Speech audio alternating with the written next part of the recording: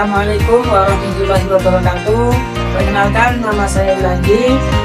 Saya di sini akan sedikit menerangkan tentang metode pembelajaran kognitivistik untuk melengkapi tugas mata kuliah Psikologi Pembelajaran Pendidikan Agama Islam. Langsung saja untuk videonya.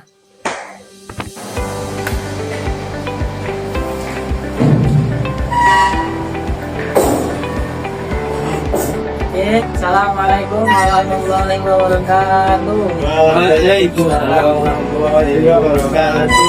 Selamat pagi anak-anak. Pagi Pak. Mana kabarnya hari ini? Alhamdulillah baik. Ini masuk semua kan?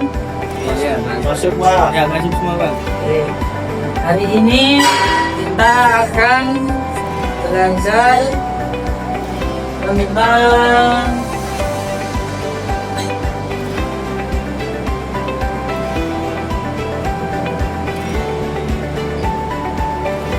sholat.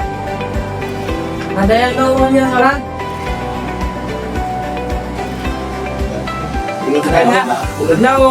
Nah, ya, jadi sholat itu kalau di kitab Fathul Qorib itu as-sholatu ya lughatan ad-du'a. Jadi sholat itu adalah doa. Dan dimana dalam setiap gerakan sholat itu pasti mengandung doa. Oke, di sini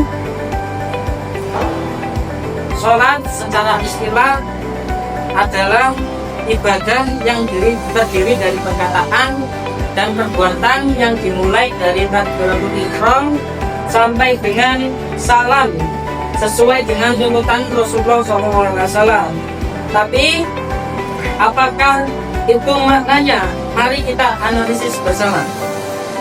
Dan pada hari ini juga kita bukan hanya akan belajar tentang makna sholat, tetapi juga memahami apa saja sih yang ada dalam sholat, kandungan dan juga hadis dan ayat Al-Quran yang menganjurkan untuk kita mengerjakan sholat. Oke, di sini saya mau bertanya, siapa yang masih suka bolos sholat? Angkat tangan. Rijal Pak. Ayo Pak. Kamu Rijal? Ya, Kenapa kok masih bolos sholat? karena sedang tiduran Pak. Oh, tiduran. Emang nggak ada teman?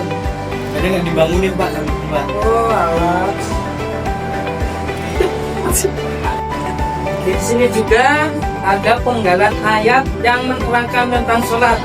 Coba kita perhatikan surat Al-Ankabut ayat 45 yang artinya sesungguhnya sholat itu mencegah dari perbuatan keji dan perbuatan munkar. Menurut kalian apa arti ayat tersebut? Siapa yang bisa jawab? Angkat tangan. Saya Pak. Oke, Pak. Mungkin maksudnya orang yang sholat harusnya tidak melakukan hal buruk ya Pak. Benar sekali, 100 untuk Pak Tepuk tangan. Sekarang kita lihat dari hadis Rasulullah SAW. Beliau mengumpamakan sholat 5 waktu itu seperti hanya seseorang yang mandi di halaman rumahnya 3 kali dalam sehari. Jadi melalui hadis ini tadi kita mengetahui perincian makna sholat, yaitu setiap kali kita melaksanakan sholat dalam kehidupan sehari-hari itu bisa menghapus dosa-dosa kecil yang sudah kita perbuat dalam kehidupan sehari-hari. Contohnya apa? Ada yang tahu contoh dosa kecil? Menyontek.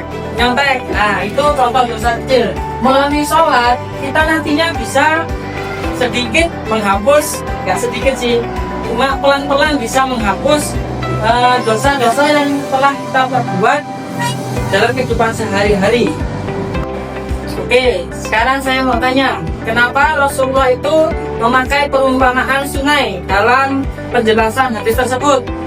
Ada yang bisa jawab? Ayo Pak. Ya. Oke, Alzalu, coba jawab. Jadi supaya kita paham bahwa sholat itu membersihkan dosa ya Pak. Bisa diulangi Alzalu? Supaya kita paham bahwa sholat itu dapat membersihkan dosa ya Pak. Ya, benar sekali. Sekarang jika ada seseorang yang bertanya, Pak, gimana sih kalau ada orang yang suka marah-marah tapi dia rajin sholat, apakah nantinya akan mengurangi pahala sholat tersebut?